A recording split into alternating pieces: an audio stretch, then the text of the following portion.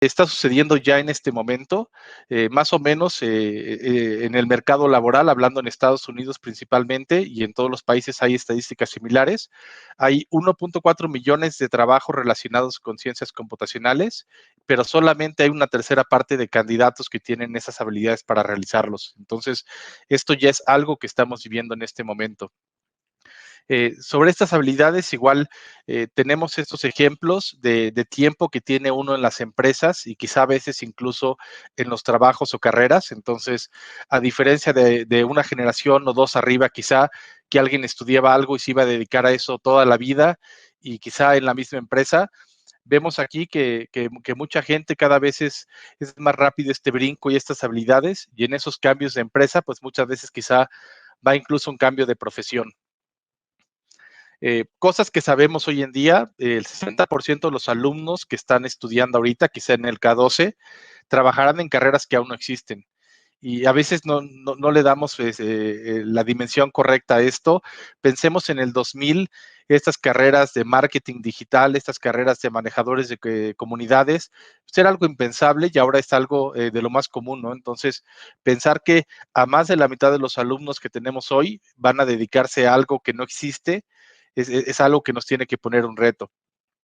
Igualmente sabemos en este momento que un 92% de los futuros trabajos que existirán requieren de estas habilidades digitales y un 45% del total de todas maneras requiere gente que sepa moverse en este ámbito. Entonces, quizá yo puedo decir que mi trabajo no necesariamente va a ser de estos nuevos trabajos, pero aún el resto de la gente requiere de estas habilidades. Un tema que hemos visto muy importante, sobre todo en ese tema de contingencia que tenemos, es la resiliencia. Entonces, esta capacidad de estar haciendo algo y que a pesar de que algo pase mal, aquí es un ejemplo en la casa de Lego, en Dinamarca, hay un escenario muy interesante de niños que están construyendo coches y la idea es que pasen por ese círculo.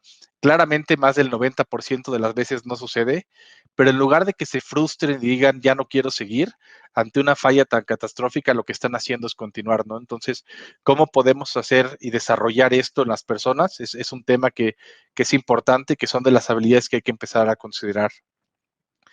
Igualmente, hablando un poco de las escuelas, quizá pueden calcular cuántos años hay de diferencia en estas fotografías de escuelas y sin embargo veamos qué tan similares son, ¿no? Tenemos aquí un ejemplo de una escuela que está en Londres, es una preparatoria que está haciendo las cosas de manera muy diferente, el London Design and Engineering. Y bueno, es un poco quizá cosas que podemos empezar a hacer y es un poco la plática que les queremos dar hoy, que podemos ir avanzando con estas habilidades. En el tema de Google para educación, se dedicaron a hacer un análisis y encontraron 4 tendencias en educación importantes, perdón, 8 tendencias importantes en educación. Hay 4 arriba que tienen que ver más específicamente con temas de Internet y un poco la parte digital. En la parte de abajo hay otros aspectos. Y muy específicamente esta parte de pensamiento computacional es algo que vale la pena revisar. Las habilidades del siglo XXI que decíamos incluyen el pensamiento crítico, la confianza, esta parte de literacy o el coding de alguna manera. Y esta parte de pensamiento computacional está como algo que tenemos que desarrollar y sin embargo no siempre tenemos las habilidades o no siempre tenemos el cómo hacerlo de una manera correcta en el currículum, ¿no? Si lo hacemos quizá en una clase de robótica o en una clase específica sencilla de programación, quizá no es lo mejor.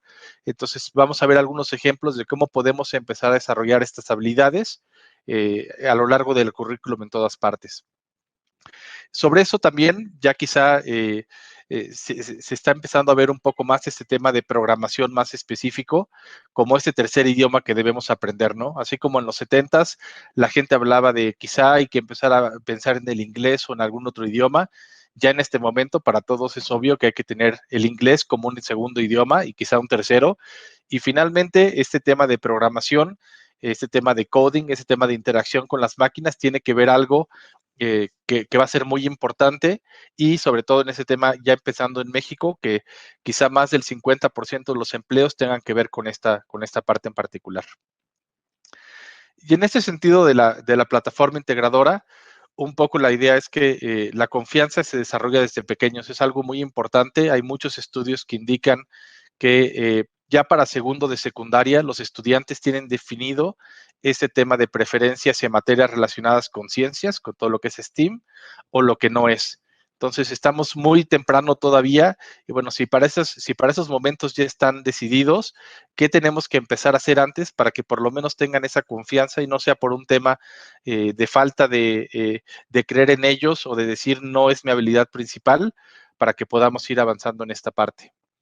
Aquí le cedo la palabra a Víctor para que nos platique un poco en esta parte del ego y un poco de qué se puede hacer en este sentido. Gracias, gracias, Juan.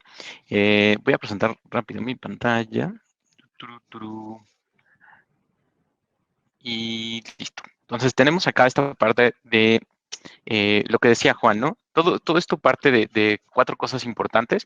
Hay que ser curiosos, hay que tomar acción, hay que tomar riesgos y todo eso nos cuesta un poco de trabajo, ¿no? Porque a veces creemos que solos lo tenemos que hacer y solos es la única manera. Y en realidad aquí de lo que se trata es este último paso, que siempre contamos con alguien más. ¿Cómo empezamos ese proceso? Entonces, a veces lo que se nos olvida es, sí, tengo que aprender programación y tengo 1000 cosas que hacer y veo los libros y están muy difíciles y entonces ya para qué, mejor me dedico a lo que siempre me he dedicado. A veces vemos como que tenemos que pasar de apenas estoy corriendo y en una semana me tengo que meter al maratón. Y eso es lo que nos hace perder la confianza. Entonces, nosotros lo que recomendamos es que vayan paso por paso. Entonces, por ejemplo, aquí podemos ver odio algo, ¿no? No me gusta algo. O sea, odio las matemáticas, odio la física, odio la química, odio algo. La primera pregunta debe ser ¿por qué? Entonces, aquí siempre tenemos que estar un poco batallando entre la emoción y el razonamiento, ¿no? O sea, lo odio porque en algún momento alguien me dijo, tú no estás hecho para eso, o lo odio porque no he encontrado la manera realmente de aprenderlo. Entonces, primero cambiar de algo muy negativo a algo un poco más neutro, ¿no? Bueno, no soy ni bueno ni malo en las matemáticas, pero finalmente, pues, está bien, pero podría ser mejor, es decir, podría entenderlo mejor o el código o lo que sea. Entonces me vuelvo a preguntar por qué. O sea, ¿por qué solo lo tolero? ¿Por qué no disfruto las mates? ¿Qué pasa en mí y en mi mente y en todo este rollo que no lo sé apreciar? Perfecto, pues voy trabajando varias diferentes cosas, ¿no? Y paso al punto del aprecio. Entonces, en una etapa yo sé que algo no me gusta, luego paso a, me da lo mismo, y luego empiezo a apreciar las diferencias de que antes no podía ver, ¿no? Y esto pasa de la curiosidad. Muchos por qué. Incluso cuando algo ya me encanta, hay que volvernos a preguntar este por qué, ¿sale? Y esto es la parte de un poco de pensamiento crítico para decir, ¿sabes qué? Me encanta el helado de chocolate y por eso jamás he probado otros tipos de helado de chocolate. O sea, hay que preguntarnos por qué nos quedamos solo con el helado de chocolate. ¿Qué tal que el de menta con chispas de chocolate, o sea, es más rico, ¿no? Entonces a veces decimos, híjole, ahí viene la emoción, hijo, es que el primer helado que tomé en la vida me lo enseñó mi abuelito y entonces siento que traiciono toda la tradición familiar del helado de chocolate. Sí podemos sentir eso y eso nos pasa muy seguido, pero también tenemos que entender oye, pero también tenemos que abrir otros panoramas para entender otras cosas. Entonces, cuestionarnos y seguir este camino es lo que estamos buscando, ¿sale?